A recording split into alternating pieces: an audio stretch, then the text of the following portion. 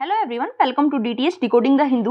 We are here to decode the Hindu for all those examinations where you are needed to be updated with current affairs of national and international importance. Today's lecture is going to be very important, so please watch the video till last. And if you think that my efforts are worth appreciating, then please do like the video, subscribe my channel and share the video with your friends as well. So let's get started. आज है 7th of October. सबसे पहले एक previous year question देखेंगे. Question क्या है हमारे पास? The plan of Sir Stafford Cripps envisaged that after the Second World War, A. India should be granted complete independence. B. India should be partitioned into two before granting independence. C. India should be made a republic with the condition that she will join the Commonwealth. D. India should be given dominion status. ये static portion का question है, modern history का question है. इसका answer आपको जरूर आना चाहिए. आपको कमेंट बॉक्स में इसका आंसर जरूर लिखना है. अब एक क्योट देख लेते हैं. क्योट क्या है हमारे पास? Character is like a tree and reputation like a shadow. The shadow is what we think of it, the tree is the real thing. किसकी क्योट है ये? अब्राहम लिंकन की. आपको इसको नोट डाउन करके रख लेना है. ऐसे और एथिक्स में आपको काफी हेल्पफुल हो सकती है. न्यूज एनालिसिस की तरफ चलते हैं. फर्स्ट न्यूज हमारे पास क्या है? वर्ल्ड बैंक ने फाइनेंशियल ईयर 23-24 के लिए प्रोजेक्ट किया है कि इंडिया की ग्रोथ 6.5% रहने वाली है. और ये कहा है कि नेक्स्ट जो फाइनेंशियल ईयर है उसमें हमारी जो इकोनॉमी है वो 7% तक एक्सपेंड करेगी. लेकिन 24-25 वाला जो फाइनेंशियल ईयर होगा उसमें फिर से वो सेटल डाउन होके 6.1% पे आ जाएगी. ऐसा वर्ल्ड बैंक ने कहा है. और क्या कहा गया है? ये जो एस्टीमेट वर्ल्ड बैंक ने दिए हैं ये किस बेसिस पे दिए हैं? ये साउथ एशिया इकोनॉमिक फोकस एक वर्ल्ड बैंक का इनिशिएटिव एक तरह से है जिसमें एक रिपोर्ट है coping with shocks, migration and the road to resilience. ये साल में 2 बार निकलती है, ये आपको पता होना चाहिए. ट्वाइस ईयरली है ये. इसमें ये एस्टिमेट्स रिलीज होते हैं जिसकी बेसिस पे कंट्रीज की ग्रोथ को प्रोजेक्ट किया जाता है. तो वर्ल्ड बैंक का कहना ये है कि हमारे साउथ एशिया में, श्रीलंका में जो इकोनॉमिक क्राइसिस चल रहा है, पाकिस्तान में जो फ्लड्स आई हुई हैं और ये जो पेंडेमिक के बाद हम रिकवरी कर रहे हैं और उसके साथ साथ जो यूक्रेन में वॉर चल रहा है, इसकी वजह से इस रीजन में जो रिकवरी का पेस है वो काफ़ी अनइवन है. तो आपको थोड़े से एस्टीमेट पता होने चाहिए. आपको एग्जैक्ट फिगर्स याद नहीं करने हैं. जस्ट आपको ये पता होना चाहिए कि हमारी इकोनॉमी जो है वो एक्सपेंड कर रही है या फिर कॉन्ट्रैक्ट कर रही है. तो आपको ये पता होना चाहिए. वर्ल्ड बैंक के बारे में पूरा समझेंगे हम. वर्ल्ड बैंक जो है, वर्ल्ड बैंक एक इंटरनेशनल ऑर्गेनाइजेशन है जिसका काम क्या है? जो डेवलपिंग नेशंस हैं उनको फाइनेंस प्रोवाइड करवाना, एडवाइस प्रोवाइड करवाना और उनकी रिसर्च करने में हेल्प करना सो दैट वो अपनी कंट्री का इकोनॉमिक एडवांसमेंट कर सके. हेडक्वार्टर्स इसके वॉशिंगटन डीसी में लोकेटेड है.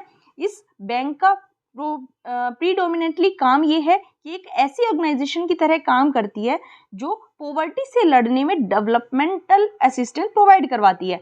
मतलब जो मिडिल और लो इनकम कंट्रीज है उनमें हमें पता है काफ़ी गरीबी देखी जाती है, तो उनको ऐसे development assistance world bank provide करवाता है जहां जिसकी वजह से ये पॉवर्टी से फाइट कर सके. इसका हिस्टोरिकल ओवरव्यू देख लेते हैं कैसे ये बना था वर्ल्ड बैंक. वर्ल्ड बैंक को 1944 जुलाई में ब्रिटेन वुड्स कॉन्फ्रेंस में इस्टेब्लिश किया गया था और इसके 3 गोल्स रखे गए थे. इसको लाने के पीछे 3 गोल्स रखे गए थे कि फर्स्ट गोल था रिकंस्ट्रक्शन को फैसिलिटेट कराना, जिसके लिए IBRD का क्रिएशन किया गया. IBRD क्या है? International bank for reconstruction and development. दूसरा क्या था? फाइनेंशियल और मॉनेटरी स्टेबिलिटी को प्रोवाइड करवाना, जिसके लिए IMF क्रिएट किया गया. और तीसरा ऑब्जेक्टिव क्या था, एम क्या था? कि ट्रेड को रिस्टोर और एक्सपेंड करना, जिसके लिए ये इनिशिएटिव ट्रेड से जो रिलेटेड थे ये गेट से स्टार्ट हुए थे और 1995 में WTO को क्रिएट किया गया. इन ऑब्जेक्टिव्स को देखते हुए वर्ल्ड बैंक को क्रिएट किया गया था 1944 में after the second world war, so that Europe और जापान को जो नुकसान हुआ है उसको रीबिल्ड किया जा सके. इसका ऑफिशियल नाम IBRD था, international bank for reconstruction and development. इसने अपने ऑपरेशंस करना स्टार्ट किया 1946 में. उस टाइम इसके 38 मेंबर्स थे, लेकिन आज के टाइम पे जो मोस्टली कंट्रीज है हमारे पूरे वर्ल्ड की वो सभी इसकी मेंबर्स देखी जा सकती हैं. वर्ल्ड बैंक ने अपने आप को एक्सपेंड किया और आज ये वर्ल्ड बैंक ग्रुप कहलाता है. इसमें 5 कोऑपरेटिव ऑर्गेनाइजेशंस हैं जिनको वर्ल्ड बैंक्स भी कई बार कह दिया जाता है. वर्ल्ड बैंक की ऑर्गेनाइजेशन देख लेते हैं. वर्ल्ड बैंक ने अपने नई ऑर्गेनाइजेशंस को क्रिएट किया है अपने अंडर ही, जो डिफरेंट डिफरेंट एक्टिविटीज़ में स्पेशलाइजेशन रखती हैं, इन सभी ऑर्गेनाइजेशंस को एक साथ वर्ल्ड बैंक ग्रुप कहा जाता है।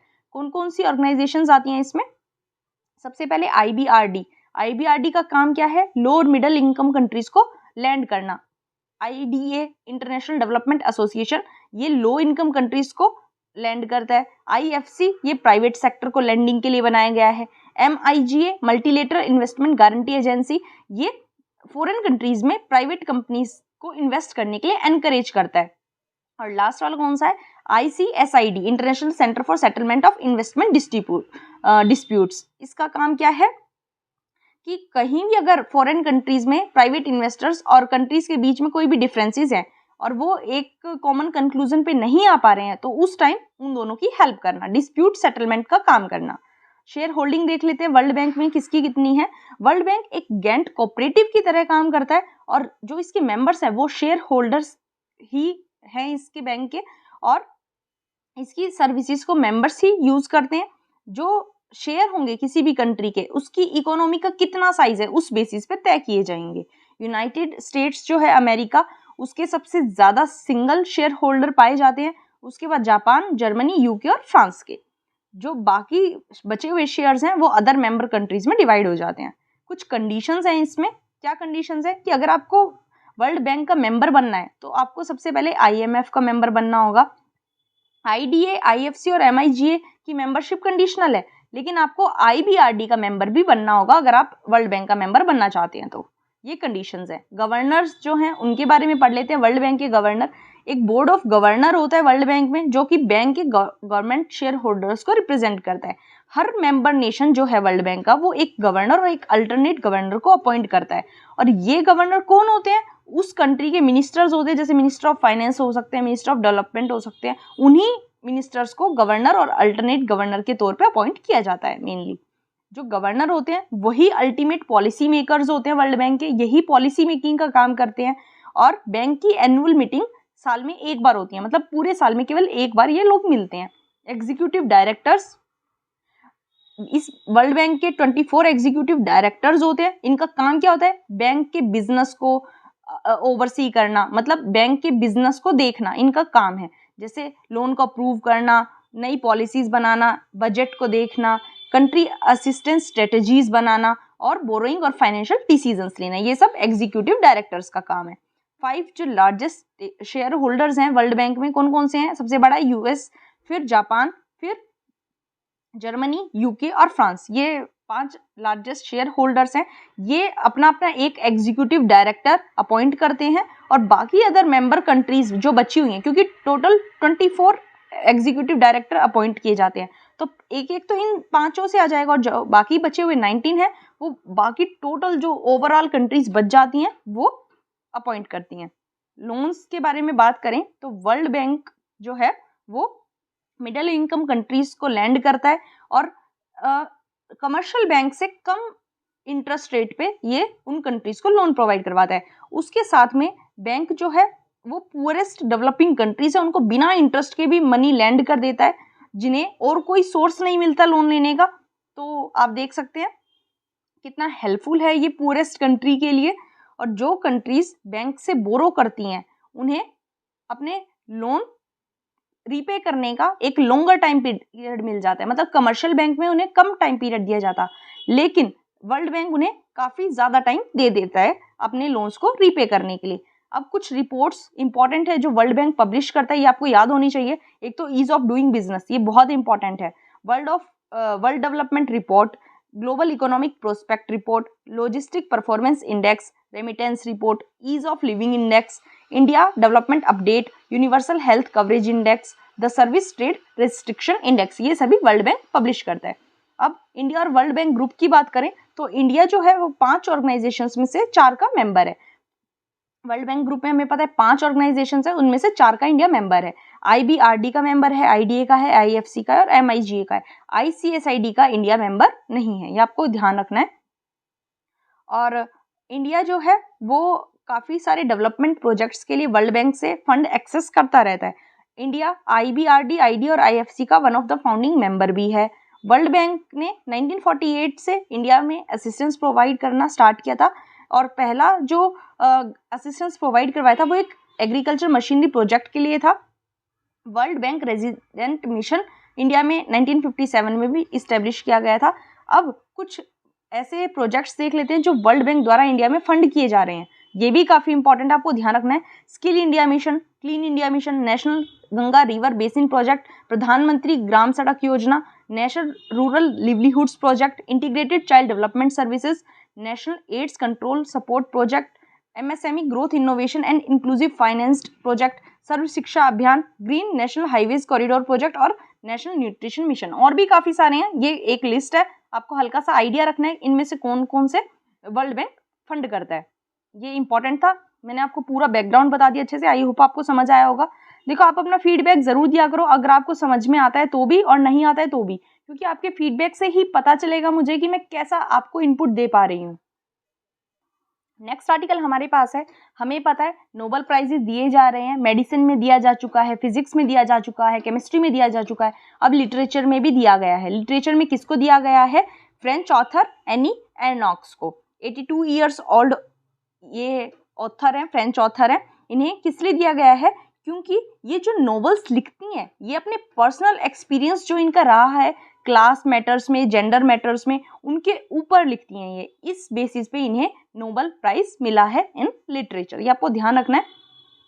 और ये कुछ इस टाइप की नॉवेल्स लिखती हैं कि इनकी novels more than 20 books school text में भी यूज की जा रही हैं फ्रांस में। तो आप देख सकते हैं इतना ज़्यादा एक तरह से ये करेज डाल देती हैं, रूट्स तक को जोड़ देती हैं, ये जो इनकी पर्सनल मेमोरी है उसके बेसिस पे हर चीज़ का जो एक्सपीरियंस है ये अपनी नॉवेल्स में उसको डाल देती हैं। और पर्सनल एक्सपीरियंस जो है इनका वही इनके काम का सोर्स है, मतलब अपने एक्सपीरियंसेस को ही ये अपनी नॉवेल्स में एज इट इज़ उतार देती हैं, जिसके लिए इन्हें नोबेल प्राइज़ मिला है। यही इंपॉर्टेंट, आपको नाम याद रखने हैं, क्योंकि नाम स्टेट क्वेश्चन भी आ सकता है या फिर मैच द फॉलोइंग में भी आ सकता है। नेक्स्ट आर्टिकल हमारे पास क्या है? DDA जो है, दिल्ली डेवलपमेंट अथॉरिटी, उसने विंडो एप्लीकेशन को फिर से एक्सटेंड कर दिया है लैंड पूलिंग पॉलिसी के लिए। लैंड पूलिंग पॉलिसी के बारे में पढ़ना इंपॉर्टेंट है। हमें पता है ये लास्ट मंथ भी काफ़ी ज़्यादा न्यूज़ में था, तब भी हमने इसको कवर किया था, अब भी दोबारा से कवर कर लेते हैं। पूरा इशू क्या है, लैंड पूलिंग कहते किसको हैं और इशू क्या है। लैंड पूलिंग एक ऐसी एक्टिविटी है जहां एक ग्रुप ऑफ लैंड ओनर्स अपना लैंड पार्सल गवर्नमेंट को हैंड ओवर कर देते हैं और एक साथ आते हैं और गवर्नमेंट को अपनी लैंड पार्सल हैंड ओवर कर देते हैं, सो दैट उस लैंड पे इंफ्रास्ट्रक्चर डेवलपमेंट किया जा सके। और एक बार जब डेवलपमेंट कंप्लीट हो जाती है तो उस लैंड को ओरिजिनल ओनर्स को हैंड ओवर कर दिया जाता है और कुछ पोर्शन उस लैंड का डिडक्ट कर लिया जाता है as the cost for the same. Primary benefit क्या हो जाता है लैंड पूलिंग पॉलिसी का, कि जो ओनरशिप है वो ओरिजिनल टाइटल होल्डर के पास रहेगी। गवर्नमेंट ओनरशिप नहीं ट्रांसफर करवाती है, ओनरशिप ओरिजिनल टाइटल होल्डर के पास ही रहती है। इसकी वजह से, क्योंकि अब जो ओनरशिप है टाइटल होल्डर के पास ही रहेगी, तो लीगल डिस्प्यूट्स के चांसेस भी कम हो जाते हैं और जो कंपनसेशन डिस्बर्समेंट में लेट होता है वो चांसेस भी कम हो जाते हैं। लेकिन ये लैंड पूलिंग पॉलिसी में क्या चाहिए कि एक certain percentage of land owner सामने आए और अपना कंसेंट दे इस प्रोसीजर को स्टार्ट करने के लिए। और क्योंकि एक कुछ सेक्शन के लैंड ओनर्स नहीं आते हैं, उनके बीच में डिसकंटेंट रहता है और यही इस लैंड पूलिंग पॉलिसी का सबसे बड़ा चैलेंज है। अभी करंट प्रोविजंस क्या हैं दिल्ली डेवलपमेंट एक्ट 1957 के? अभी करंटली ये है कि लैंड पूलिंग पॉलिसी है दिल्ली की, वो एक वॉलंटरी पार्टिसिपेशन स्कीम है, मतलब किसी भी लैंड ओनर को लैंड पूलिंग करने के लिए फोर्स नहीं किया जा सकता। लैंड रजिस्टर्ड कंसोर्टियम फॉर्म किए जाते हैं, मल्टीपल लैंड ओनर्स उसमें आते हैं और अपनी लैंड को पूल करते हैं so that unified planning services और डेवलपमेंट की जा सके। अभी कुछ डेवलपमेंट प्रपोज किए गए थे जिसकी वजह से काफ़ी डिसकंटेंट था कुछ लोगों में, कुछ लैंड ओनर्स में, इसीलिए ये न्यूज़ में भी आया था, हमने इसको कवर किया था, आज फिर आया, फिर से कर रहे हैं। तो आप मेरे साथ जुड़े रहिए, रेगुलर रहिए, क्योंकि चीज़ें रिपीट होती हैं और रिवीजन बार बार होगा तो दिमाग में अपने आप बैठ जाएंगी। तो क्या अमेंडमेंट प्रपोज किए गए हैं? अभी ऐसा प्रपोज किया गया है कि लैंड ओनर्स के लिए लैंड पूलिंग पॉलिसी में पार्टिसिपेट करना मैंडेटरी कर देना चाहिए, जहां एक मिनिमम थ्रेशहोल्ड ऑफ पार्टिसिपेशन मतलब फुलफिल होता हो। एक क्राइटेरिया रखे, एक थ्रेशोल्ड रखे, मतलब सपोज 70% थ्रेशोल्ड हमने रख दिया कि कहीं किसी एरिया में अगर 70% लैंड ओनर्स लैंड पूलिंग के लिए मान जाते हैं तो जो बाकी बचे हुए 30% हैं उनको मैंडेटरी किया जा सकता है, उनको फोर्सफुली उनकी लैंड पूलिंग के लिए ली जा सकती है, ऐसा प्रोपोज्ड अमेंडमेंट में कहा गया है। तो उससे क्या हो जाएगा, सभी लैंड ओनर्स के लिए ऑब्लिगेटरी हो जाएगा कि अगर एक बार 70% जो ओनर्स हैं वो डेवलपेबल एरिया के लिए आगे आ जाएं अपनी लैंड पूलिंग के लिए, तो बाकी बचे हुए लैंड ओनर्स को भी मैंडेटरीली अपनी लैंड पूलिंग के लिए देनी होगी। और मैंने आपको बता दिया कि कंडीशन क्या है सबसे पहले लैंड पूलिंग के लिए। लैंड पूलिंग के लिए कंडीशन ये है कि लैंड पूल पार्सल्स जो हैं वो कॉन्टिग्यूअस होने चाहिए, मतलब कॉन्टिन्यू लाइन में होने चाहिए। ऐसा नहीं है कि एक पार्सल लैंड पार्सल यहाँ है, एक यहाँ है, एक यहाँ है, एक यहाँ है, ऐसे नहीं होना चाहिए, सारे कॉन्टिग्यूअस होने चाहिए, उसी वहीं कुछ भी डेवलपमेंट की जा सकती है। और दूसरी कंडीशन क्या है कि जो पूरी पूल्ड लैंड हो उसके एक साइड रोड हो और वो भी एट लीस्ट मिनिमम 30 मीटर्स चौड़ा रोड हो। ये दो कंडीशंस हैं। अब एक नोट और है कि ये पावर देने की बात की जा रही है कि अगर 70% जो लैंड सेक्टर के लिए मिनिमम थ्रेशहोल्ड फुलफिल हो जाए तो सेंटर के पास ये पावर आ जाए कि वो मैंडेटरी लैंड पूलिंग को डिक्लेयर कर सकती है, सो दैट एक टाइम बाउंड मैनर में प्लानिंग डेवलपमेंट की जा सके। ये पूरा इशू था, मैंने आपको बता दिया। इसके लिए अभी ये न्यूज़ में क्यों आया है कि जो एप्लीकेशन विंडो थी उसको दोबारा से एक्सटेंड कर दिया गया है कि अगर कोई अभी सोच के दोबारा आना चाहता है लैंड पूलिंग पॉलिसी में तो वो आ सकता है। नेक्स्ट आर्टिकल हमारे पास क्या है, हमें पता है इंडिया में फर्स्ट डार्क स्काई रिजर्व खुलने वाला है हानले लद्दाख में। उसी के बारे में है कि ऐसा माना जा रहा है कि स्टार गेजिंग के लिए और एस्ट्रो टूरिज्म के लिए एक नए रास्ते इससे खुल जाएंगे। तो सबसे पहले देख लेते थोड़ा सा बैकग्राउंड, फिर आर्टिकल पढ़ेंगे। सबसे पहली बात तो 1993 में यूएस का मिचिगन फर्स्ट स्टेट बना था जहां एक डार्क स्काई रिजर्व सेटअप किया गया था at the lake Hudson state recreation area. और एक डार्क स्काई रिजर्व क्या होता है, एक ऐसा एरिया होता है जिसके आसपास या तो पार्क हो या ऑब्जर्वेटरी हो जिसकी वजह से जो आर्टिफिशियल लाइट पॉल्यूशन है उसको रेस्ट्रिक्ट किया जा सके। मतलब वहां केवल और केवल नेचुरल लाइट या फिर एक तरह से डार्क स्काई देखने को मिलेगा और आर्टिफिशियल लाइट की वजह से जो पॉल्यूशन होता है उसके आने के सभी रास्तों को रेस्ट्रिक्ट कर दिया जाएगा। ऐसे रिजर्व्स बनाने का ऑब्जेक्टिव क्या होता है, सबसे पहला ऑब्जेक्टिव होता है सो दैट एस्ट्रोनॉमी को प्रमोट किया जा सके।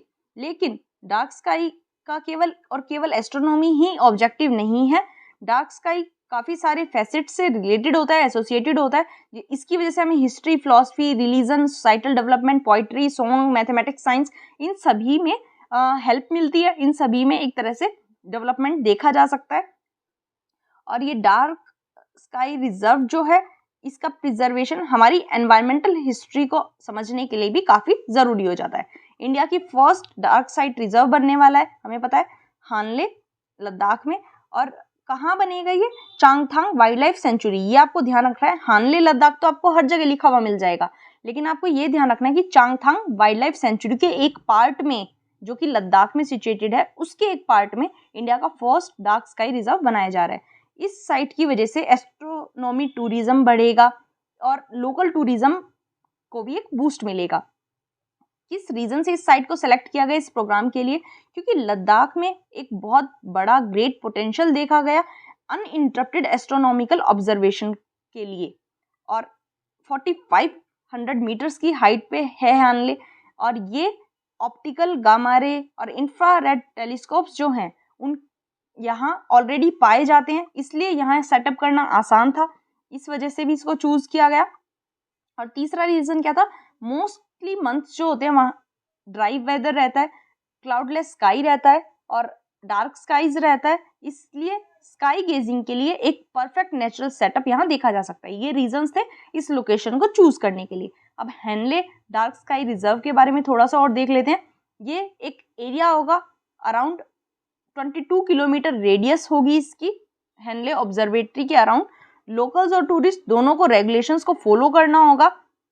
आउटडोर लाइटनिंग के यूज पे कुछ रेगुलेशंस रखी जाएंगी, कितनी हाई बीम व्हीकल हेडलाइट्स आप यूज कर सकते हैं उस पर रेगुलेशंस होंगी, लाइट शील्ड्स और कर्टेन्स, और सभी उन चीज़ों पे मेजर्स लिए जाएंगे जिसकी वजह से लाइट पोल्यूशन को कम किया जा सके। इस ऑब्जर्वेटरी में जो एडमिनिस्ट्रेशन, लोकल काउंसिल मेंबर्स हैं, साइंटिस्ट हैं, ये सभी एक साथ मिलकर काम करेंगे so that unwanted light pollution को स्काई से हटाया जा सके। ये पूरा मैंने आपको बता दिया। अब जो आर्टिकल में आया इसके बारे में देख लेते हैं। हमें पता है टूरिस्ट के लिए लद्दाख में काफ़ी सारी चीज़ें देखने को हैं। एक पेंगोंग त्सो लेक है जो काफ़ी फेमस है, एक दूसरा है खारदुंग ला पास, ये भी काफ़ी फेमस है।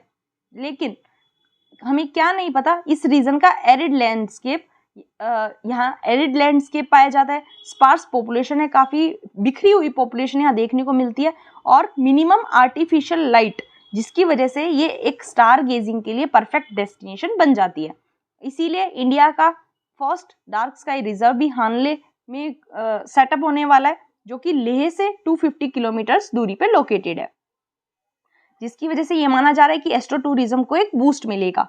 और स्टार गेजिंग के लिए हमें पता है नाइट में रिमोट लोकेशंस की ज़रूरत होती है।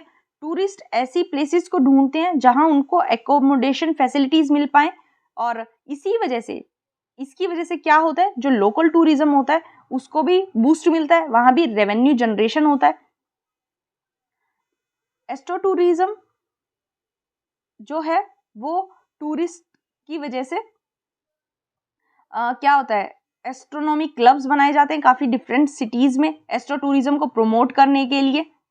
डार्क स्काई जोन्स की बात करें तो एक डेजिग्नेटेड डार्क स्काई रीजन में ये पोटेंशियल होता है कि वो डोमेस्टिक और इंटरनेशनल टूरिस्ट को अपनी तरफ अट्रैक्ट कर सके। इंटरनेशनल डार्क स्काई एसोसिएशन, जिसे IDA भी कहा जाता है, US में इसने आज तक अराउंड 200 डार्क स्काई डेस्टिनेशंस को IDSP प्रोग्राम का पार्ट बना दिया है। IDSP प्रोग्राम क्या है? International dark sky places program है। एक रिग्रेस एप्लीकेशन प्रोसीजर इसके लिए रखा गया है, और उसी के बेसिस पे जो प्लेसेस हैं US की, उन्हें international dark sky sanctuaries, reserves, community या पार्क के तौर पे सर्टिफाई किया गया है। कौन करता है ये आपको ध्यान रखना है, US में करता है इंटरनेशनल डार्क स्काई एसोसिएशन। और उसके बाद ऑन एन एवरेज IDA जो है वो हर साल अराउंड 20 नॉमिनेशंस को सर्टिफाई करता है। 2021 वाला ईयर एक एक्सेप्शन रहा है। इस ईयर में 37 न्यू प्लेसेस को सर्टिफाई किया गया, और 200th प्लेस जो है वो सितंबर 2022 में सर्टिफाई की गई। मतलब आप देख सकते हैं 200 प्लेसेस पूरे हो चुके हैं जिन्हें डार्क स्काई रिजर्व के तौर पे सर्टिफाई किया जा चुका है। और 200th प्लेस कौन सी बनी है? नेब्रास्का। ये आपको लोकेशन याद रखनी है, नाम याद रखना है। ये सिटी कहाँ है? नेब्रास्का, USA में। और यहाँ है merit reservoir state recreation area. इसको 200th डार्क स्काई रिजर्व बनाया गया है। जो IDSP सर्टिफिकेशन है उसकी वजह से लाइट पोल्यूशन की तरफ हमारा अटेंशन जाता है, और नेचुरल रिसोर्स के तौर पे हमें नाइट स्काई को प्रिजर्व करने की नीड महसूस होने लगती है। उसके बाद जब सर्टिफिकेशन के लिए अप्लाई किया जाता है तो उस टाइम पे जो मैनेजमेंट एजेंसीज हैं उनको सपोर्ट मिलता है, वो अपने कंजर्वेशन टारगेट्स रख सकती हैं, और इसी की हेल्प से लोगों को नेचर से कनेक्ट किया जाता है। और इसके साथ साथ ये लोकल टूरिज्म को भी बढ़ाता है और लोकल इकोनॉमिक एक्टिविटी को भी फोस्टर करता है। एक स्टडी के अकॉर्डिंग देखा जाए तो एस्ट्रो टूरिज्म की वजह से $5.8 बिलियन विजिटर स्पेंडिंग पे खर्च हो जाते हैं, जिसकी वजह से 11,000 जॉब्स एनुअली क्रिएट की जा सकती हैं ओवर द नेक्स्ट डिकेड। तो आप देख सकते हैं कितना ज़्यादा इसमें एक तरह से स्कोप है। सर्टिफिकेशन व्यूज़ की बात करें तो डार्क स्काई रीजन्स नॉर्थ और south America, south Africa, Australia, New Zealand और बाकी जगहों पे भी पाए जा सकते हैं, जिन्हें लोकल टूरिज्म और गवर्नमेंट बॉडीज़ के साथ कोऑर्डिनेट करके डेवलप किया जाता है, सो दैट एस्ट्रोनॉमी की एक बेटर अंडरस्टैंडिंग डेवलप की जा सके और नाइट स्काई के व्यूज़ को मतलब ऐसी कंडीशंस को बनाया जा सके जो नाइट स्काईज के व्यूज़ को हिंडर ना करें, ख़राब ना करें। लेकिन क्या सभी एरियाज़ को, क्या सभी रीजन्स को ये जो इंटरनेशनल बॉडी है जैसे IDA है या फिर स्टारलाइट फाउंडेशन है जो कि स्पेन की है, ये सर्टिफाई करती हैं? नहीं, सभी रीजन्स को सर्टिफाई नहीं किया जाता है। और हमारे यहाँ जो खुलेगा भी हानले में, इसको भी IDA ने सर्टिफाई अभी तक नहीं किया है। अभी तक रिपोर्ट्स ने ये सजेस्ट किया है कि नॉर्थ अमेरिका में 63 नेशनल पार्क्स हैं, उनमें से केवल 12 को IDA ने सर्टिफाई किया है। तो आप देख सकते हैं हर किसी को सर्टिफिकेशन नहीं मिलता है, और हम भी अपने हानले वाले डार्क स्काई रिजर्व को सर्टिफाई करवाने के लिए IDSP की एप्लीकेशन को प्रिपेयर कर रहे हैं। टूरिज्म बूस्टर्स की मैंने आपको बता दिया कि जो हिमालय के क्लोज में रीजन्स हैं उन्हें अनहिंडर्ड व्यूज मिलेंगे नाइट स्काईज के, और इसकी वजह से एस्ट्रो टूरिस्ट जो है अट्रैक्ट होंगे, और इसकी वजह से फर्दर टूरिज्म हमारा बूस्ट हो जाएगा। लोकल टूरिस्ट को इससे काफ़ी फायदा होगा, लोकल पीपल को, लोकल इकोनॉमी काफ़ी ग्रो करेगी इसकी वजह से। और पेंडेमिक की वजह से हमें पता था इंटरनेशनल ट्रैवल पे बाउंड्स लगे हुए थे, बाउंड्रीज थी, ट्रैवल नहीं कर सकते थे हम। तो एक रिपोर्ट ने सजेस्ट किया कि इन पार्क्स में और अदर जो नेचर के क्लोज वाली डेस्टिनेशंस हैं उनमें एक सडन सर्ज देखा गया, मतलब लोग एकदम से काफ़ी ज़्यादा विजिट कर रहे हैं ऐसी प्लेसेस को जो कि नेचर से क्लोज है, और नेचुरली डार्क और क्वाइट एनवायरनमेंट जो है वो इसी जो ट्रैंक्विलिटी है इसको बूस्ट कर सकते हैं। जो लोगों की ये इच्छा है नेचर के क्लोज डेस्टिनेशंस पे जाने की, ऐसी नेचुरली डार्क और क्वाइट एनवायरनमेंट्स इस इच्छा को पूरा कर सकते हैं। इसलिए IDSP को अपील करना ज़्यादा ज़रूरी हो जाता है। पूरा आर्टिकल था, मैंने आपको पूरा बता दिया, आई होप आपको समझ आया होगा। नेक्स्ट आर्टिकल हमारे पास क्या है, जो आशा वर्कर्स हैं उनकी पेमेंट्स काफ़ी मंथ से पेंडिंग है, इसलिए आर्टिकल ये आया है कि एक हैप्पी दिवाली को सेलिब्रेट करने की उनकी होप जो है वो लूज होती जा रही है, ख़त्म होती जा रही है।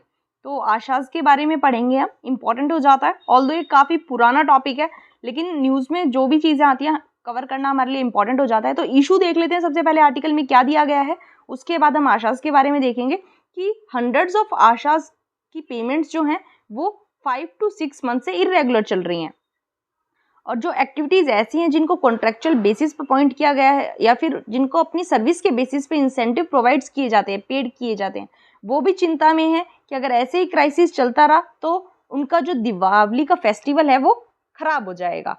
पेंडेंसी क्यों है इनकी पेमेंट्स में, टेक्निकल ग्लिच मेन रीज़न बताया जा रहा है, क्योंकि जो दिल्ली गवर्नमेंट का हेल्थ डिपार्टमेंट है उसने एक बैंक अकाउंट को चेंज करने की प्रोसेस इनिशिएट की थी, उसकी वजह से टेक्निकल ग्लिच इसके सिस्टम में आ गया और जो आशा वर्कर्स हैं उनकी पेमेंट्स पेंडिंग चल रही हैं। आशा वर्कर्स के बारे में हम देख लेते हैं, इंपॉर्टेंट हो जाता है। आशा की फुल फॉर्म है क्या, एक्रेडिटेड सोशल हेल्थ एक्टिविटीज, इसको शॉर्ट फॉर्म में हम आशा बोल देते हैं। तो आशा एक trend female community health activities होती हैं जिन्हें कम्युनिटी से ही सेलेक्ट किया जाता है और वो कम्युनिटी के लिए ही अकाउंटेबल होती हैं, और आशा को इस वे में ट्रेन किया जाता है कि वो कम्युनिटी और पब्लिक हेल्थ सिस्टम के बीच में एक इंटरफेस का काम कर सके। रोल क्या होता है आशा का, एक कम्युनिटी लेवल केयर प्रोवाइडर का, और काफ़ी सारे टास्क होते हैं इनके। ये हेल्थ केयर सर्विसेज को एक्सेस करने में लोगों की हेल्प करती है, हेल्थ केयर के बारे में अवेयरनेस बिल्ड करती हैं, पुअर और मार्जिनलाइज्ड लोगों को हेल्थ की इम्पोर्टेंस के बारे में बताती हैं, हेल्दी बिहेवियर्स को प्रमोट करती हैं, जैसे हाइजीन के बारे में लोगों को बताती हैं, हैंड वॉश की इम्पोर्टेंस लोगों को समझाती हैं, कलेक्टिव एक्शन को मोबिलाइज करती हैं सो दैट एरिया में बेटर हेल्थ आउटकम्स देखे जा सकें, और जो भी किसी एरिया में इनको अपॉइंट किया जाता है वहाँ सर्विस डिलीवरी को ऑर्गेनाइज करने का काम इनका होता है, और इन्हें इसी के लिए ट्रेनिंग और स्किल्स प्रोवाइड करवाए जाते हैं। आशा प्रोग्राम को लॉन्च कब किया गया था, इंडिया में आशा प्रोग्राम को 2005-06 में लॉन्च किया गया था as a part of national rural health mission, और जब 2013 में national urban health mission launch किया गया तो इस प्रोग्राम को अर्बन एरियाज के लिए भी एक्सटेंड कर दिया गया। जो आशा प्रोग्राम था इसका कोर इंटेंशन क्या था कि कम्युनिटी मेंबर्स हैं उनकी कैपेसिटी बिल्डिंग करना सो दैट वो अपनी खुद की और जो हेल्थ सर्विसेज में उनके पार्टनर्स हैं उनकी हेल्थ का ध्यान रख सकें। आशा किस बेसिस पे लाया गया, क्या किस चीज़ ने इंस्पायर किया कि हम आशा जैसा इनिशिएटिव लेके आए, कि आशा प्रोग्राम जो है वो 2 पास्ट इनिशिएटिव के बेसिस पे इंस्पायर हुआ है। 1975 में WHO ने एक मोनोग्राफ लाया था, हेल्थ बाय द पीपल, और दूसरा 1978 में एक इंटरनेशनल कॉन्फ्रेंस हुई थी प्राइमरी हेल्थ केयर पे, एल्मा अटा पे, जो कि अब कजाकिस्तान में लोकेटेड है एल्मा अटा, वहाँ एक कॉन्फ्रेंस हुई थी, उसी के बेसिस पे आशा की ज़रूरत हमें दिखाई दी। और उसके बाद मई 2022 में एक इनिशिएटिव लाई थी छत्तीसगढ़ गवर्नमेंट जिसका नाम था मिटानिन इनिशिएटिव। मिटानिन का मतलब है ए फीमेल फ्रेंड। इसी के बेसिस पे आशा ये जो स्कीम है इसको स्टार्ट किया गया। मिटानिन जो थी वो फीमेल वॉलंटियर्स थी, जो कि 50 हाउस होल्ड के लिए एक फीमेल वॉलंटियर प्रोवाइड करवाई जा रही थी और 250 पीपल इसमें इंक्लूडेड थे। अब की फीचर्स देख लेते हैं आशा के क्या है। आशा मैंने आपको बताया एक सोशल हेल्थ एक्टिविटीज होगी जिसकी उम्र अराउंड 25 टू 45 ईयर्स के बीच में हो सकती है।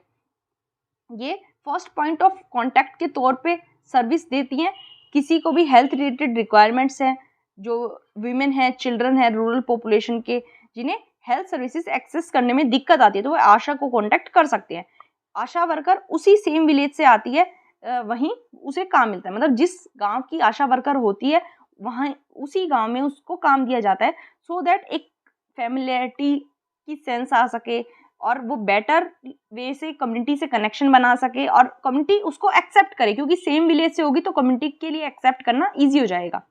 और जनरली ये नॉर्म रखी गई थी कि 1000 लोगों के लिए एक आशा होनी चाहिए, लेकिन इस नॉर्म को ट्राइबल, हिली और डेजर्ट एरियाज में रिलैक्स कर दिया गया और ये कर दिया गया कि 1 आशा पर हैबिटेशन होनी चाहिए depending upon the workload. Purpose क्या था आशा का? सो दैट जो कम्युनिटी रिप्रेजेंटेटिव है हेल्थ सिस्टम में उसको आशा रिप्रेजेंट करेंगी। ये पर्पस था कि किसी भी हेल्थ सिस्टम में जो कम्युनिटी का रिप्रेजेंटेटिव होगा वो होगी आशा। अब आशा वर्कर्स का कंट्रीब्यूशन देख लेते हैं हमारे हेल्थ केयर सिस्टम में कितना रहा है। ये अवेयरनेस क्रिएट करते हैं।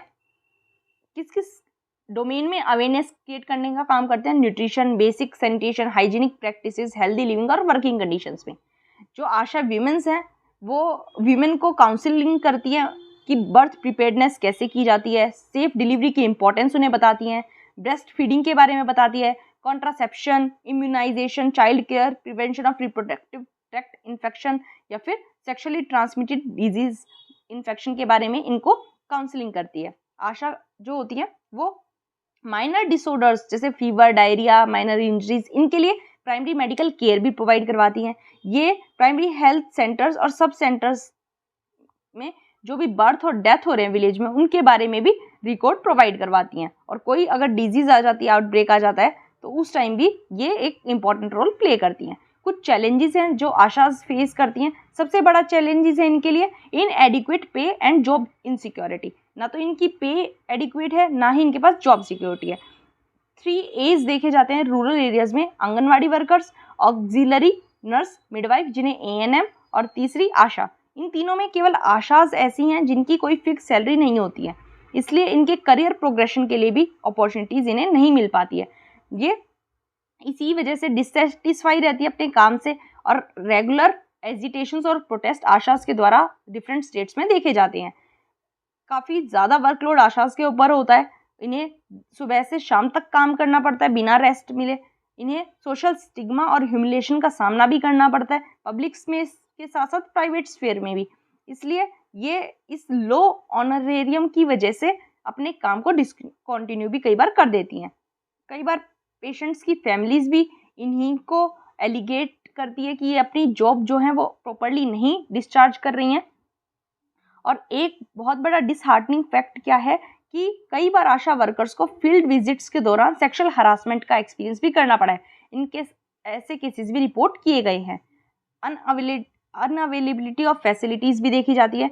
इन्हें हेल्थ केयर सर्विसेज जो हैं उनको एक्सेस करने में भी चैलेंजेस को फेस करना पड़ता है और कई बार ट्रांसपोर्ट को अरेंज करने में भी डिफ़िकल्टीज़ का सामना करना पड़ता है।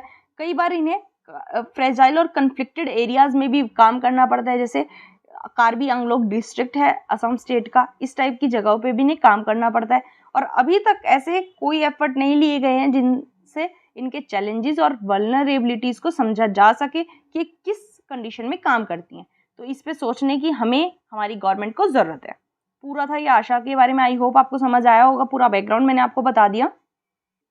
नेक्स्ट आर्टिकल हमारे पास है। हमें पता है गाम्बिया में जो कफ सिरप्स इंडिया से एक्सपोर्ट हुए थे उसकी वजह से 66 पीपल की डेथ गाम्बिया में हो गई है। और CDSCO ने ये फाइंड किया है अपने प्रॉब से कि ये जो कफ सिरप से केवल गाम्बिया में एक्सपोर्ट किए गए थे। तो हमने कल भी ये इशू कवर किया था क्योंकि ये न्यूज़ में आया था। कल हमने WHO के बारे में भी पढ़ा था, आज मैं उसको कवर नहीं कर रही हूँ।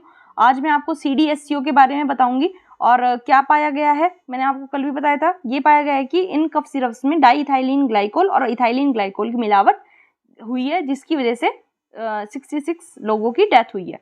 तो CDSCO के बारे में आज देख लेते हैं। CDSCO जो है central drugs standard control organisation, ये director general of health service, ministry of health and family welfare के अंडर एक नेशनल रेगुलेटरी अथॉरिटी के तौर पे काम करता है। फंक्शंस क्या होते हैं इसके, under the drugs and cosmetic acts CDSCO ही है जो कि नई ड्रग्स के अप्रूवल के लिए रिस्पॉन्सिबल है, क्लिनिकल ट्रायल से कंडक्ट करवाती है, जो ड्रग्स है उनके लिए स्टैंडर्ड ले डाउन करती है, जो इंपोर्टेड ड्रग्स है हमारी कंट्री में उनकी क्वालिटी को कंट्रोल करती है, और different state drug control organisations की एक्टिविटीज को कोऑर्डिनेट करती है। ये सभी काम CDSCO करती है। CDSCO स्टेट रेगुलेटर्स के साथ मिलके जो स्पेशलाइज्ड कैटेगरी है क्रिटिकल ड्रग्स की, उनमें भी लाइसेंस ग्रांट करती है, जैसे blood and blood products, IV fluids, vaccine और सीरा। ये सभी काम CDSCO के हैं। देखो गैम्बिया के बारे में हम पढ़ेंगे, मैं एक अलग से शॉर्ट्स इसके लिए बनाऊंगी। गैम्बिया इंपॉर्टेंट हो जाता है, मैं इस पे मैप की लोकेशन इसमें आपको बता दूंगी, इसके बारे में एक दो चीज़ें जो इंपॉर्टेंट है, एक शॉर्ट्स मैं अलग से डाल दूंगी गैम्बिया के लिए, वहाँ आप लोग देख लीजिएगा, अभी मैं इसको कवर नहीं कर रही हूँ। नेक्स्ट आर्टिकल हमारे पास क्या है, हमारे मिनिस्टर ने कहा है कि कोल बायोमास मिक्सिंग का जो हमने टारगेट रखा है वो सप्लाई कांस्टेंट की वजह से पूरा नहीं हो पा रहा है या ठीक से नहीं चल पा रहा है, और कई सारे पावर प्लांट्स ऐसे हैं, पावर प्लांट ऑपरेटर्स ऐसे हैं जो हमने टारगेट रखा है कि 5% कोल को बायोमास से रिप्लेस करना है, उस टारगेट को मीट नहीं कर रहे हैं। तो सबसे पहले आपको ये पता होना चाहिए कि जो बायोमास है इसको क्यों हम रिप्लेस कर रहे हैं 5% कोल से, क्योंकि इसकी कोल जितनी ही सेम कैलोरीफिक वैल्यू होती है, इस वजह से हम बायोमास को कोल से रिप्लेस कर सकते हैं और इसको कोल के साथ मिक्स कर सकते हैं, सो दैट हम अपने एमिशंस को कट कर सके और कंजप्शन सेव कर सकें। थोड़ा सा बायोमास के बारे में देखेंगे, इंपॉर्टेंट हो जाता है। बायोमास एक रिन्यूएबल ऑर्गेनिक मटेरियल है जो प्लांट्स और एनिमल से हमें मिलता है। यूज़ क्या क्या है इसके, ये हीटिंग में, इलेक्ट्रिक पावर जनरेशन और कंबाइंड हीट एंड पावर में यूज़ किया जा सकता है। बायोमास को इलेक्ट्रिक पावर में कन्वर्ट किया जा सकता है डिफरेंट मेथड्स की हेल्प से। कैसे, बायोमास मटेरियल को कंबस्ट करके, और मोस्टली डायरेक्टली कंबस्ट किया जाता है बायोमास मटेरियल को, सच एज एग्रीकल्चर वेस्ट या वुडी मटेरियल्स। गैसिफिकेशन से भी हम बायोमास को प्रोड्यूस कर सकते हैं। गैसिफिकेशन से सिंथेसिस गैस निकलती है जिससे बायोमास को हीट किया जाता है कम ऑक्सीजन में, और उसी की वजह से इसका कंप्लीट कंबशन हो पाता है। पायरोलिसिस की हेल्प से भी, एक मिनट, पायरोलिसिस की हेल्प से भी हम इसको इलेक्ट्रिकल एनर्जी में कन्वर्ट कर सकते हैं। कैसे, पायरोलिसिस की जो प्रोसेस होती है उसमें बायो ऑयल हमें मिल जाता है। क्या किया जाता है, ऑक्सीजन की एब्सेंस में बायोमास को रैपिडली हीट किया जाता है। एनाएरोबिक डाइजेशन, एनाएरोबिक डाइजेशन में क्या किया जाता है, सबसे पहले तो इसमें एक रिन्यूएबल नेचुरल गैस प्रोड्यूस होती है जब ऑर्गेनिक मैटर जो है इसको बैक्टीरिया के द्वारा डिकम्पोज करवाया जाता है in the absence of oxygen. काफ़ी जो वेट वेस्ट हैं जैसे एनिमल एंड ह्यूमन वेस्ट, इनको एक मीडियम एनर्जी कंटेंट गैस में इसी वे से कन्वर्ट किया जाता है इन एन एनाएरोबिक कंडीशन। एनाएरोबिक कंडीशन क्या होती है, एब्सेंस ऑफ ऑक्सीजन, बिना ऑक्सीजन में जब हम करते हैं। एडवांटेजेस क्या हैं, एडवांटेजेस ये हो जाते हैं इसके कि अदर एनर्जी ऑप्शंस की जब हम बात करें तो बायोमास में डिस्पैचेबिलिटी का एडवांटेज है, मतलब ये कंट्रोलेबल है और अवेलेबल हो सकता है जब भी हमें इसकी ज़रूरत हो। डिसएडवांटेजेस क्या होंगे, ये जो फ्यूल है इसको प्रोक्योर, डिलीवर और स्टोर करने के लिए कॉस्ट लगेगी, कॉस्टली हो जाता है। बायोमास कंबशन से जो एमिशन प्रोड्यूस होते हैं उनको केयरफुली मॉनिटर करना पड़ता है और रेगुलेशंस के साथ उन्हें कंप्लाई करवाना पड़ता है। ये इसके डिसएडवांटेजेस हो जाते हैं। इसमें यही इंपॉर्टेंट था, बायोमास के बारे में आपको पता होना चाहिए। नेक्स्ट आर्टिकल हमारे पास है व्योम मित्र के बारे में। व्योम मित्र क्या है, एक ह्यूमनॉइड डेजिग्नेटेड और डेवलप्ड रोबोट है। इसरो ने इसको बनाया है सो दैट ये अब्रोड अनमैन्ड टेस्ट मिशंस के लिए फ्लाई कर सके। Gaganyaan human space flight mission है हमारा, उससे पहले हम इसको भेजेंगे so that pre flight ground test हम कर सकें with the help of this Vyom Mitra. इसको ह्यूमनॉइड क्यों कहा गया है, क्योंकि इसमें एक कंप्यूटर ब्रेन लगा है लाइक ए ह्यूमन, जो कि में क्या क्या कैपेबिलिटीज़ डाल देगा, ये पैनल को रीड कर पाएगा जब भी ये अनमैन्ड टेस्ट फ्लाइट के लिए जाएगा, और हमारे इसरो ग्राउंड स्टेशन से ये कम्युनिकेट इजीली कर पाएगा। व्योममित्रा एक फीमेल रोबोट एस्ट्रोनॉट है। 2020 में इसको बनाना स्टार्ट किया गया था। व्योममित्रा एक हाफ ह्यूमनॉइड है। मतलब हाफ का मतलब क्या है कि इसके लोअर लिम्स नहीं है, इसका केवल आप टोर्स तक देखेंगे। AI इनेबल्ड रोबोट है ये, एक आर्टिफिशियल इंटेलिजेंस इसमें डाला गया है, और ये क्या करेगा, ये वाइब्रेशंस को एक तरह से सहन कर लेगा, शॉक्स को सहन कर लेगा जो फ्लाइट के दौरान इसे मिलेंगे। और ये एक ऐसा ह्यूमन की तरह डेजिग्नेटेड किया गया है जहां इसमें फेशियल एक्सप्रेशन भी ह्यूमन जैसे होंगे और ह्यूमन जैसी ही स्पीच और साइट कैपेबिलिटीज भी इसमें होंगी। इसमें एक सर्टेन लेवल ऑफ इंटेलिजेंस डाला गया है, और हमारा इंटेंशन क्या है कि ये हमें पैनल डिस्प्ले कर दे और हमारे साथ कम्युनिकेट कर दे इसकी खुद की आवाज़ को यूज़ करते हुए। Vyommitra first unmanned test flight है जो गगनयान फ्लाइट से पहले जाएगी। गगनयान हमें पता है 2024 में जाएगी, उससे पहले जो जाएगी उसमें फ्लाई करेगा। तो गगनयान प्रोग्राम हमें पता है एक ह्यूमन स्पेस फ्लाइट है जिसमें क्रू को 400 किलोमीटर लो अर्थ ऑर्बिट में भेजा जाएगा, और सेफली ब्रिंग बैक करने के लिए हम इस मिशन को लेके आ रहे हैं। तो उससे पहले टेस्टिंग के लिए हमने व्योममित्रा को लाया है, और व्योममित्रा को एक डिजिटल ट्विन इसका मिल जाएगा। उस ट्विन में भी कंप्यूटर साइमुलेशंस की जाएंगी जहां इसको माइक्रो ग्रेविटी कंडीशंस में टेस्ट किया जाएगा। और ये ट्विन जो बनेगा इसको कुछ एकेडमिक इंस्टीट्यूशंस के साथ कोलैबोरेट करके बनाया जाएगा, जैसे IITs। तो आपको ध्यान रखना है जो व्योममित्रा है ये एक हाफ ह्यूमनॉइड है, टोर्सो तक जितना इसके लेग्स नहीं है, हाफ इसका शरीर है,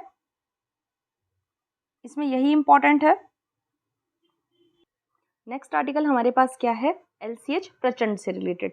इंडियन मेड है ये LCH, और इसका सिग्निफिकेंस इस आर्टिकल में बताया गया है। तो सबसे पहले आपको ये पता होना चाहिए कि प्रचंड जो है वो LCH है, इंडिजीनियसली डेवलप्ड है लाइट कॉम्बैक्ट हेलीकॉप्टर। ये एक मल्टी रोल अटैक हेलीकॉप्टर है, और इसको इंडियन आर्म्ड फोर्सेस की रिक्वायरमेंट्स के अकॉर्डिंग कस्टमाइज किया गया है कि ये डेजर्ट एरियाज में भी ऑपरेट कर पाए और हाई एल्टीट्यूड सेक्टर्स में भी। LCH जो लाइट कॉम्बैक्ट हेलीकॉप्टर है ये ओनली अटैक हेलीकॉप्टर है हमारे पूरे वर्ल्ड में जो कि लैंड और टेक ऑफ कर सकता है at an altitude of 5000 metre, और ये एयर टू ग्राउंड और air to air missiles fire करने में भी कैपेबल है। LCH प्रोजेक्ट, और इसके LCH के फीचर्स देख लेते हैं। मेन फीचर्स क्या है, ये ट्विन शक्ति इंजन से पावर्ड किया जाएगा। LCH जो है एक 5.8 टन क्लास का कॉम्बैक्ट हेलीकॉप्टर है जिसमें पोटेंट ग्राउंड अटैक और एरियल कॉम्बैक्ट कैपेबिलिटी है। मैंने आपको बताया ग्राउंड टू एयर और एयर टू एयर दोनों तरह ये अटैक करने में कैपेबल होगा, और मैक्सिमम स्पीड इसकी रह पाएगी 288 किलोमीटर पर आवर, और ये एक कॉम्बैट रेडियस ऑफ 500 किलोमीटर तक को कवर कर पाएगा। और इसकी जो सर्विस है, सर्विस सीलिंग है, वो 21,000 फीट तक जा पाएगी, और इसी वजह से, इसी कंडीशन की वजह से ये आइडियल हो जाता है सियाचिन जैसे एरियाज में ऑपरेट करने के लिए। अब हमारी आर्म्ड फोर्सेस को LCH की वजह से किस वे से हेल्प मिल पाएगी, एक बिग बूस्ट मिलेगा हमारी कॉम्बैट प्रोवेस को, हमारी आर्म्ड फोर्सेस को, क्योंकि IAF और आर्मी की ऑपरेशन रिक्वायरमेंट मीट करने के हिसाब से ही इस LCH प्रचंड को बनाया गया है।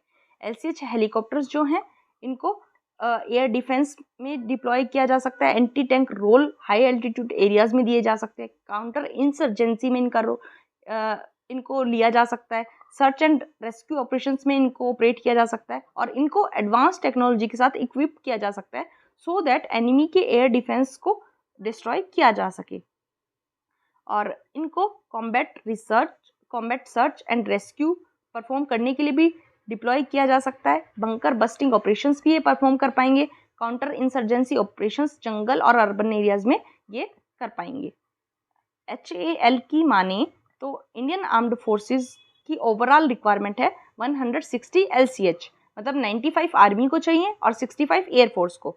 और हमें पता है 143 हेलीकॉप्टर यूनिट धनुष वाली इंडक्ट कर दी थी हमने, फर्स्ट 4 हेलीकॉप्टर्स उसके आ चुके हैं और इन हेलीकॉप्टर्स को लाइन ऑफ एक्चुअल कंट्रोल के पास डिप्लॉय किया जाएगा अलोंग विद अपाचे चोपर्स। ये पूरा आर्टिकल था, आपको पता होना चाहिए कि प्रचंड जो है वो LCH है, लाइट कॉम्बैट हेलीकॉप्टर है और इंडिजिनसली मेड है। नाम इंपॉर्टेंट हो जाता है, नाम आ जाए तो आपको पता होना चाहिए, इसमें यही इंपॉर्टेंट था। नेक्स्ट आर्टिकल हमारे पास क्या है, गिग इकोनॉमी के बारे में। मून लाइटनिंग का कॉन्सेप्ट इंपॉर्टेंट हो जाता है कि मून लाइटनिंग जो है वो है क्या। 1 लाइनर में ये क्वेश्चन आ सकता है, तो हम पूरा आर्टिकल समझेंगे कि मून लाइटनिंग है क्या। मून लाइटनिंग का मतलब ये है कि जो एम्प्लॉयज़ हैं किसी भी कंपनी के, वो अपनी कंपनी के अलावा किसी और इस्टेब्लिशमेंट के लिए भी काम करें। मतलब वो अपनी रिम्यूनरेशन के लिए एंटिटीज़ के साथ काम कर रहे हैं, अपने एम्प्लॉयर्स के अलावा भी किसी और एंटिटी के साथ काम करके वो अपनी रिम्यूनरेशन इंक्रीज अगर करते हैं तो उस कॉन्सेप्ट को मून लाइटनिंग कहा जाता है। कंपनीज का क्या रिएक्शन है मून लाइटनिंग के लिए? काफ़ी ज़्यादा बातचीत मून लाइटनिंग के बारे में टेक इंडस्ट्री में चलती रहती है। और टेक इंडस्ट्री की माने तो विप्रो के चेयरमैन ने ये कहा था अगस्त में कि ये चीटिंग है, प्लेन एंड सिंपल। मतलब कोई भी अगर एम्प्लॉय मून लाइटनिंग की प्रोसेस में इन्वॉल्व है तो ये सिंपली चीटिंग है। कंपनी ने ऐसे 300 एम्प्लॉयज़ को पाया जो कि उनकी राइवल फर्म्स के साथ काम कर रहे थे, जिसकी वजह से कॉन्फ्लिक्ट ऑफ इंटरेस्ट आ जाता है। इन्फोसिस ने अपने स्टाफ को मून लाइटनिंग के खिलाफ वार्न किया और ये कह दिया कि अगर कोई मून लाइटनिंग करता हुआ पाया गया तो उनको टर्मिनेट भी किया जा सकता है। एक और सॉफ्टवेयर फर्म है DXC टेक्नोलॉजीज, इसने कहा कि मून लाइटनिंग अगर एम्प्लॉयज़ करते हैं तो वो एम्प्लॉयर्स के लिए बहुत बड़ा चैलेंज हो जाती है, लेकिन ये उनके वर्क फ्रॉम होम को अफेक्ट नहीं करेगा। ये जो वर्क फ्रॉम होम पॉलिसी उसको अफेक्ट नहीं करेगा, क्योंकि वो फर्म और स्टाफ दोनों के लिए ठीक से काम करती है। बट एक जगह हम देखें तो स्विगी ने मून लाइटनिंग पॉलिसी को अलाउ कर दिया सो दैट जो एम्प्लॉयज़ हैं वो अपना पैशन परस्यू कर सके अपने इकोनॉमिक इंटरेस्ट के साथ साथ और अपनी फुल टाइम एम्प्लॉयमेंट को भी साथ साथ चला सके। स्विगी ने एक ऐसा है कि मून लाइटनिंग पॉलिसी को अलाउ कर दिया। लॉ क्या कहते हैं हमारे? मून लाइटनिंग किसी भी लॉ में, किसी भी स्टैट्यूट में डिफाइन नहीं की गई है। कोई भी कॉन्स्टिट्यूशनल कोर्ट ने अभी तक इस सब्जेक्ट पे कोई डिसीजन भी नहीं दिया गया है, लेकिन कुछ ऐसे इनेक्टमेंट्स हैं जो डबल एम्प्लॉयमेंट के साथ डील करते हैं। जैसे फैक्ट्रीज एक्ट है जो हमारा, उसका सेक्शन 60 डबल एम्प्लॉयमेंट पे रेस्ट्रिक्शन डालता है। उसके अलावा नहीं, फैक्ट्री एक्ट में क्या कहा गया है कि कोई भी अडल्ट वर्कर जो है वो फैक्ट्री के किसी भी दिन, मतलब जिस फैक्ट्री में काम कर रहा है उसके अलावा किसी और फैक्ट्री में काम करता हुआ नहीं पाना चाहिए किसी भी सरकमस्टांसेस में। वो ये इनेक्टमेंट जो है लेकिन केवल उन्हीं एम्प्लॉयज़ पे एप्लीकेबल होती है जो फैक्ट्रीज़ में काम करते हैं, क्योंकि फैक्ट्रीज एक्ट के अंदर ये प्रोविज़न दिया गया है। स्टेट्स ने भी कुछ ऐसे इनेक्टमेंट्स रखे जिनमें डबल मतलब मून लाइटनिंग के बारे में थोड़ा सा हम एक इंस्टेंस ले सकते हैं। स्टेट इनेक्टमेंट की बात करें तो तमिलनाडु में the Tamil Nadu shops and establishment act 1947 है। उसमें कोई भी ऐसा प्रोविज़न नहीं है जो डुअल एम्प्लॉयमेंट के साथ डील करता हो। मून लाइटनिंग ये हमारे लॉ ऑफ द लैंड से अफेक्ट होता है। सुप्रीम कोर्ट ने Glaxo laboratories 1 limited versus labour court Meerut and others case में कहा था कि जो एम्प्लॉयर है उसका एक्स्ट्रा टेरिटोरियल जुरिस्डिक्शन किसी भी एम्प्लॉय पे नहीं है। मतलब वो जनरल लॉ का कोई कस्टोडियन नहीं है, ना ही किसी भी order law and order situation का कस्टोडियन है, ना ही वर्कमैन का वो गुरु या मेंटर है, और वो उनके वेल रेगुलेटेड कल्चर और एडवांसमेंट के लिए का मतलब डिसीजन नहीं ले सकता। अगर पावर है उसके पास अपने वर्कमैन को रेगुलेट करने की, उनके बिहेवियर को रेगुलेट करने की आउटसाइड द ड्यूटी आवर्स, या फिर कोई भी प्लेस जहां वो एम्प्लॉयर के इजाज़त के बिना काम करना चाहते हैं, तो उस टाइम पे अगर वो उनके ऊपर अपना एक तरह से हक जमाना चाहता है तो ये एक कॉन्टेक्ट ऑफ स्लेवरी हो जाएगा। कहने का मतलब क्या है कि जो एम्प्लॉयर है वो केवल ड्यूटी आवर्स में जो एम्प्लॉयज़ हैं उनके ऊपर अपना हक रख सकता है। लेकिन अगर ड्यूटी आवर्स के बाद भी अगर वो इस टाइप से उनको रेगुलेट करने की कोशिश करता है तो दैट मीन्स ये एक स्लेवरी की तरह हो जाएगा। जो एम्प्लॉयमेंट का स्फीयर है उसको बियॉन्ड वर्किंग आवर्स एक्सटेंड नहीं किया जा सकता। एम्प्लॉयर का हक केवल एम्प्लॉय पे वर्किंग आवर्स के दौरान ही रहना चाहिए, और उसकी जैसे ही प्लेस ऑफ एम्प्लॉयमेंट है उससे बाहर एम्प्लॉय जाता है तो वहाँ एम्प्लॉयर का हक उसके ऊपर ख़त्म हो जाता है। और यही प्रिंसिपल था इस जजमेंट का। अदर वर्ड्स में कहा जाए, एट लास्ट कहा जाए, तो एम्प्लॉय ये चूज़ कर सकता है कि वो अपने अफेयर्स कैसे अरेंज करेगा beyond the working hours of employer. मतलब अपना वर्किंग आवर कंप्लीट करने के बाद एम्प्लॉय जैसे चाहे वैसे अपने आवर्स को इन्वॉल्व कर सकता है। क्या किसी लॉ में मून लाइटिंग के लिए कोई प्यूनिटिव एक्शन है? तो अगर किसी एम्प्लॉयर का इंटरेस्ट ऑफ कंपनी अफेक्ट होता है, मतलब कोई एम्प्लॉय अगर उस कंपनी के अगेंस्ट, उसके इंटरेस्ट के अगेंस्ट कुछ करता हुआ पाया जाता है तो उसको पनिशमेंट दी जा सकती है, उसकी एम्प्लॉयमेंट को भी टर्मिनेट किया जा सकता है। लेकिन अभी तक एक स्पेशल लॉ इसके लिए हमारे पास नहीं है। Court of law in India वो रिट कोर्ट्स और लेबर कोर्ट्स के साथ डील करते हैं। कोर्ट्स जो हैं वो इक्विटी और फेयरनेस के बेसिस पे अपना जुरिस्डिक्शन रखते हैं, जो रिट कोर्ट्स होते हैं और लेबर कोर्ट्स होते हैं, कि अगर कोई भी एम्प्लॉय जो है वो अपने एम्प्लॉयर के साथ गद्दारी करते हुए पाया जाता है उस टाइम उसकी फेयरनेस पे सवाल उठ जाता है और उसके ऊपर केस बनता है। लेकिन अगर एम्प्लॉय का कोई इंटरेस्ट हैम्पर नहीं हो रहा है तो उस टाइम एम्प्लॉयर का अगर कोई इंटरेस्ट हैम्पर नहीं हो रहा है तो वो एम्प्लॉय को किसी भी तरह टारगेट नहीं कर सकता। इसलिए एम्प्लॉयर्स जो हैं उन्हें एम्प्लॉयज़ को सप्रेस नहीं करना चाहिए जो अपने एम्प्लॉयमेंट के बाहर अपने आप को मोनेटाइज करना चाह रहे हैं, डेवलप करना चाह रहे हैं, डेमोन्स्ट्रेट करना चाह रहे हैं। और ये एम्प्लॉयज़ को भी ध्यान रखना होगा कि वो अपने एम्प्लॉयर्स के साथ कोई भी एग्रीमेंट को वायलेट ना करे। आज के टाइम पे, आज के वर्ल्ड में हर कंपनी एक गिग इकोनॉमी स्ट्रेटजी को लेके चल रही है, और ये लास्ट सेंचुरी जो थी उसमें वर्क फ्रॉम होम का कोई नाम भी नहीं था, लेकिन आज के करंट टाइम्स में ये कॉमन नॉर्म बन चुकी है। Work from home Covid time से बिल्कुल कॉमन हो गया है, इसलिए हमें भी चेंजेस को एक्सेप्ट करना होगा। जैसे हमने वर्क फ्रॉम होम को किया, लास्ट सेंचुरी में से कोई जानता भी नहीं था, आज ये कितना कॉमन है, ऐसे हमें गिग इकोनॉमी को भी एक्सेप्ट करना होगा। इसमें यही इंपॉर्टेंट था। अब नेक्स्ट और लास्ट आर्टिकल हमारे पास है कॉर्पोरेट सोशल रिस्पॉन्सिबिलिटी से रिलेटेड, कि कॉर्पोरेट सोशल रिस्पॉन्सिबिलिटी को अगर स्ट्रेंथन किया जाए तो ये एक प्रॉफिटेबल आइडिया हो सकता है। सबसे पहले CSR के बारे में देख लेते हैं, क्या होती है कॉर्पोरेट सोशल रिस्पॉन्सिबिलिटी, उसके बाद ये आर्टिकल पढ़ेंगे। CSR क्या है? इंडिया में CSR का कॉन्सेप्ट जो है वो कंपनीज एक्ट 2013 के क्लॉज 135 से गवर्न किया जाता है, और इंडिया पहली ऐसी कंट्री है वर्ल्ड में जिसने CSR स्पेंडिंग को मैंडेट किया था। CSR प्रोविजंस जो हैं एक्ट में वो सभी उन कंपनीज पे एप्लीकेबल होते हैं जिनका एनुअल टर्नओवर 1000 करोड़ है या उससे ज़्यादा है, या फिर उनकी नेटवर्थ 500 करोड़ या उससे ज़्यादा है, या फिर वो नेट प्रॉफिट रखते हैं 5 करोड़ या उससे ज़्यादा का।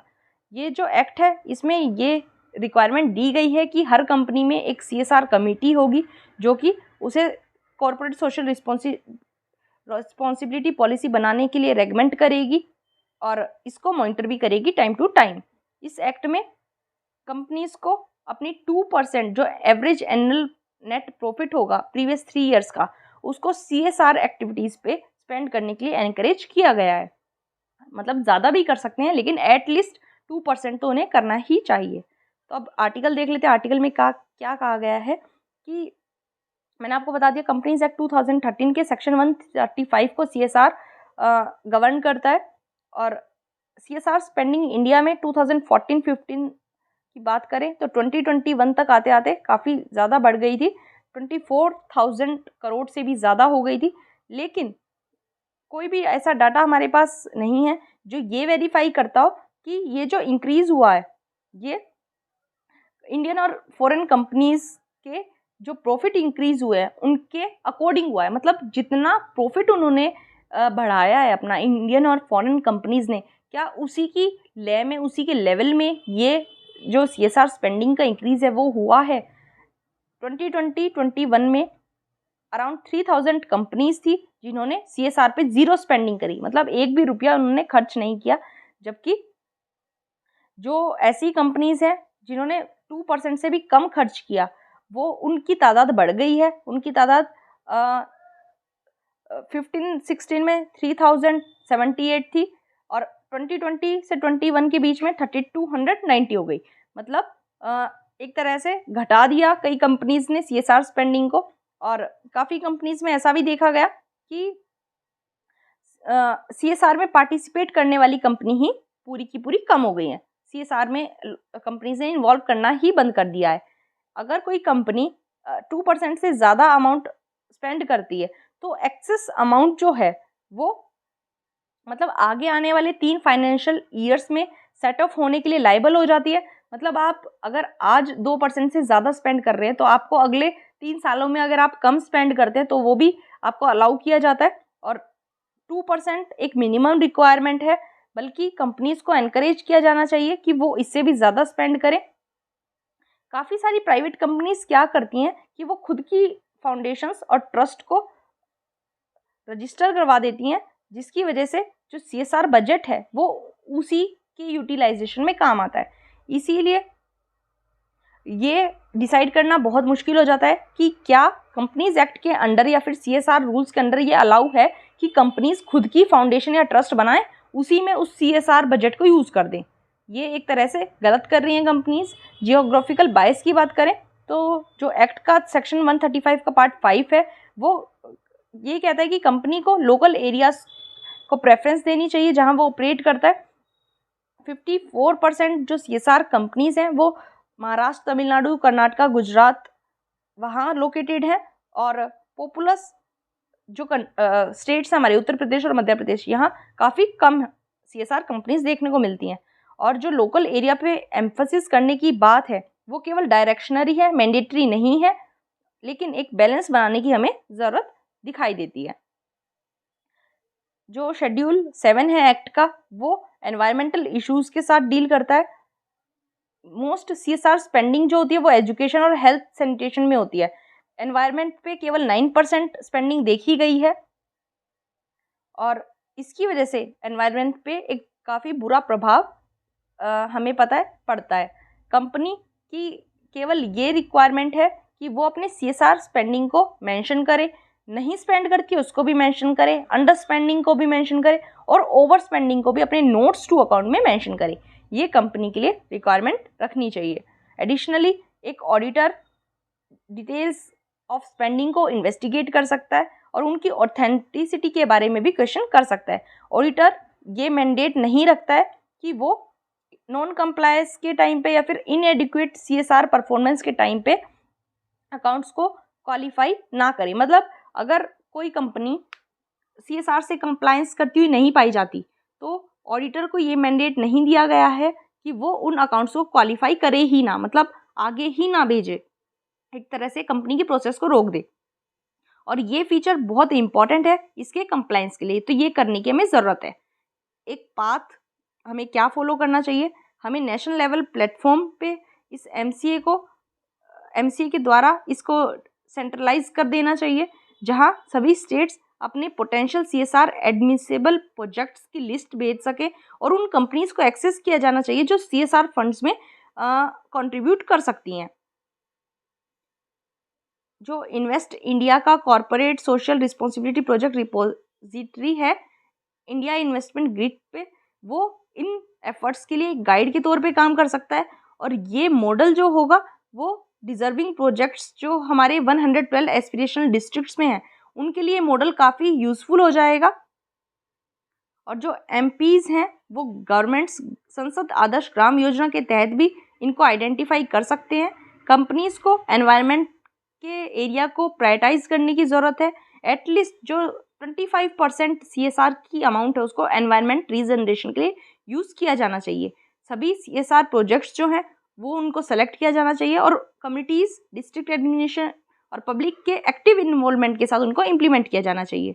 जो 2018 में एक हाई लेवल कमेटी बनाई गई थी उसकी रिकमेंडेशंस को इनकॉर्पोरेट किया जाना चाहिए जो करंट CSR फ्रेमवर्क चल रहा है उसमें, सो दैट मॉनिटरिंग को इम्प्रूव किया जा सके, इवेल्यूशन को इम्प्रूव किया जा सके, जिसमें क्या क्या कहा गया था कि हमें रिपोर्टिंग मैकेनिज्म को स्ट्रेंथन करना होगा, जो प्रोजेक्ट्स का सिलेक्शन है उसको डिस्क्लोज करना होगा, और CSR को स्टैट्यूटरी फाइनेंशियल ऑडिट के परव्यू में लाना होगा, मतलब जहां फाइनेंशियल स्टेटमेंट में CSR एक्सपेंडिचर की पूरी डिटेल डालना मैंडेटरी कर दिया जाए, और mandatory independent third party impact assessment audits भी इसमें रखनी चाहिए। गवर्नमेंट ने खुद सेपरेट स्कीम्स स्टार्ट की हैं सैनिटेशन, वाटर सप्लाई, एजुकेशन के लिए, और ये सभी डुप्लीकेशन और फ्रॉड को रोकने के लिए ज़रूरी भी हैं। CSR अगर स्पेंड नहीं किया जाता है, अंडर स्पेंड रहता है या ओवर स्पेंड किया जाता है, तो उस टाइम पे ऑडिटर को क्वालिफाई इतना किया जाना चाहिए कि वो ऑडिट रिपोर्ट को अकाउंट्स में क्वालिफाई ही ना करे, मतलब एक तरह से अकाउंट्स का काम रोक दे। और इसी की हेल्प से हमें एक डायरेक्ट मॉनिटरिंग को बढ़ाना होगा, CSR पे अपना सुपरविज़न बढ़ाना होगा, सो दैट जो कंपनीज़ हैं वो मिनिस्ट्रीज़ के साथ मिलके इस CSR स्पेंडिंग को अच्छे से इम्प्लीमेंट कर पाएँ। और केवल मिनिस्ट्रीज़ वेबसाइट पे इंफॉर्मेशन को देना ही काम नहीं करेगा, हमें इसके लिए आगे आना होगा और मिलके काम करना होगा। इस आर्टिकल में यही इंपॉर्टेंट था। आई होप आपको समझ आया होगा, यही इशू था। अब एक वोकैबुलरी का वर्ड है हमारे पास, वोकैबुलरी का वर्ड हमारे पास क्या है? एक्विटी। एक्विटी का मतलब क्या है? तीक्ष्णता या फिर शार्पनेस। ये वर्ड आपको याद रख लेना है, इंपॉर्टेंट है। वोकैबुलरी आपकी धीरे धीरे अच्छी हो जाएगी। आज का जो क्वेश्चन था उसका आंसर देख लेते हैं। क्या क्वेश्चन था? The plan of sir Stafford Cripps envisaged that after the Second World War, A. India should be granted complete independence. B. India should be partitioned into two before granting independence. C. India should be made a republic with the condition that she will join the Commonwealth. या फिर D. India should be given dominion status. तो Cripps mission ने जो plan किया था वो ये था कि सेकेंड वर्ल्ड वॉर के बाद इंडिया को एक डोमिनियन स्टेटस दिया जाए। तो इसका आंसर हो जाता है डी। ये पूरा स्टैटिक पोर्शन का क्वेश्चन है, इसमें कुछ एक्सप्लेन करने की ज़रूरत नहीं है। तो आई होप आपको लेक्चर समझ में आया होगा, हेल्पफुल लगा है। तो प्लीज़ वीडियो को लाइक ज़रूर कर दें, चैनल को सब्सक्राइब कर लें और वीडियो को ज़्यादा से ज़्यादा शेयर करें। Thank you so much.